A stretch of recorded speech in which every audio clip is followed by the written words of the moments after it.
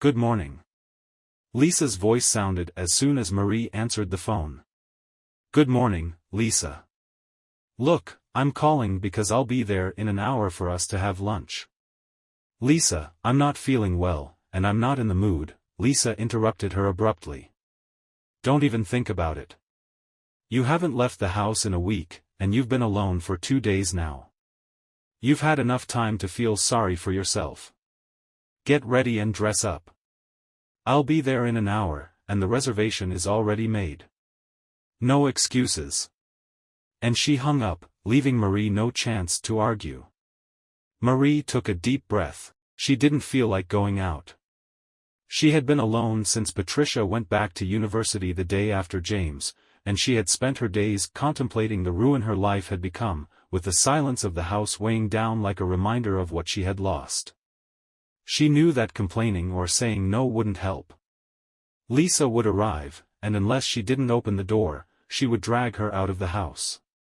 Even if she didn't open the door, she suspected that Lisa would call Patricia, who would lecture her, and the final outcome would always be the same. She resigned herself, got out of bed where she had yet to leave, took a shower, dressed, and minimally prepared herself to take off the zombie look she seemed to have on her face.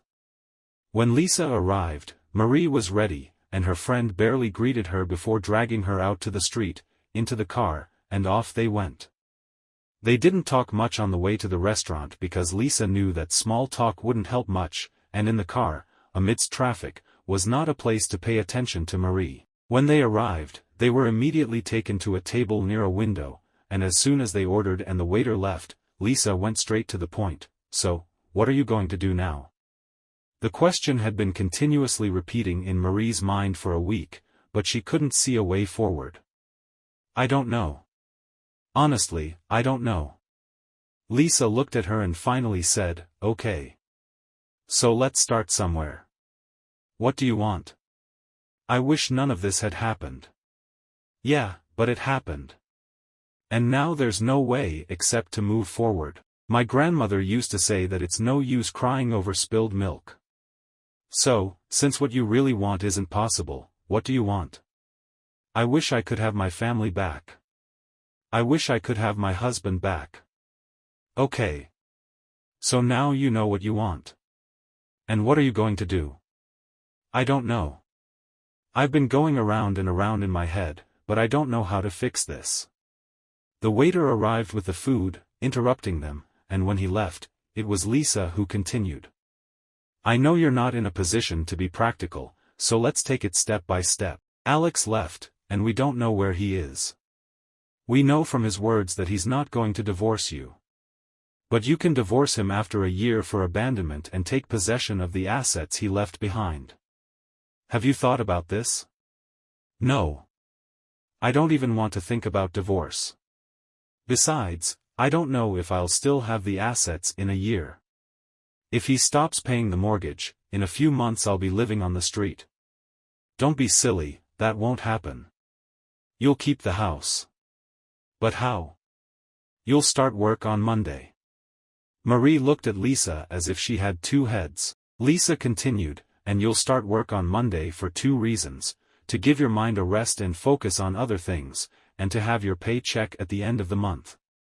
Marie kept looking at her. But where will I work? You'll work at Fernando's company.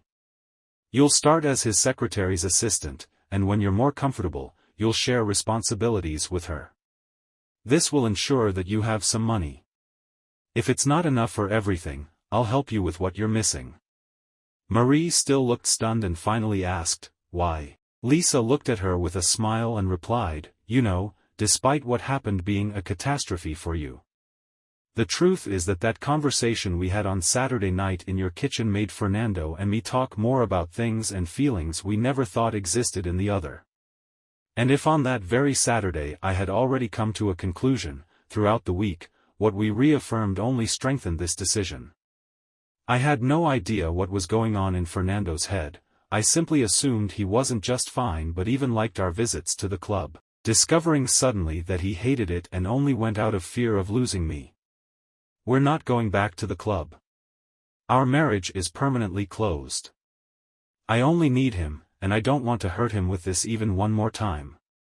Marie nodded, and Lisa continued, so, strangely enough, we both have a huge debt to you.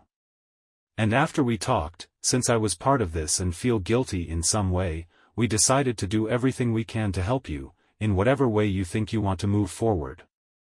So for now, you have a job. I don't know what to say. Then accept it and say nothing. Meanwhile, going back, now that you know you won't be without a roof, do you want to divorce him in a year? I don't want to divorce him. Period. I thought a lot about what James said on Monday. And I think he's right. I think that no matter how much you want to talk to him and explain, it wouldn't help. But you're the only person who can do what's right.